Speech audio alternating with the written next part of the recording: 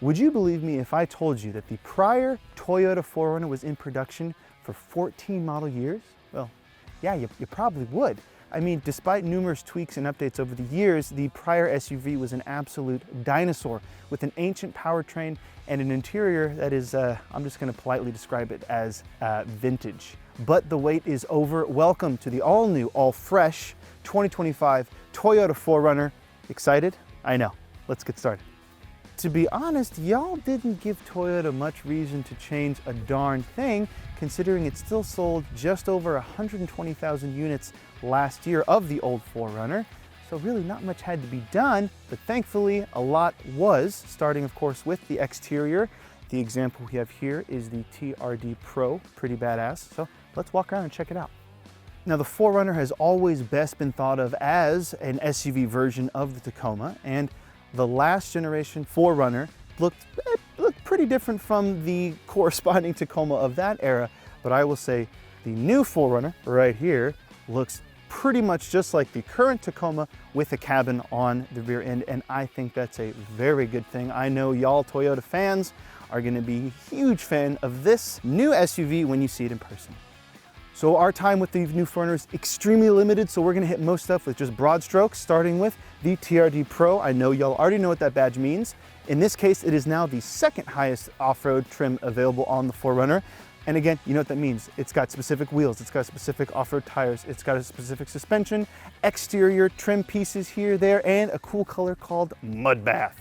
And if the TRD Pro is not for you, don't you worry, there are 9 freaking trims to pick from on the new 4Runner, including the Limited and going all the way up to, whoa, the new Trail Hunter. Pretty cool. And if that new trim sounds familiar to you, this is the same Trail Hunter hardware and ethos available for the most part on the Tacoma Trail Hunter, so kind of makes sense.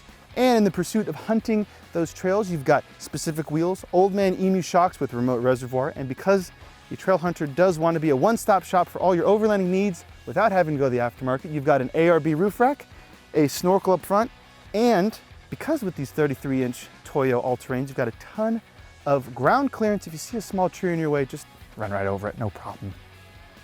Gone is the absolutely ancient naturally aspirated 4-liter V6. Now in its place is a standard turbocharged 2.4-liter inline-4, which is shared of course with the Tacoma.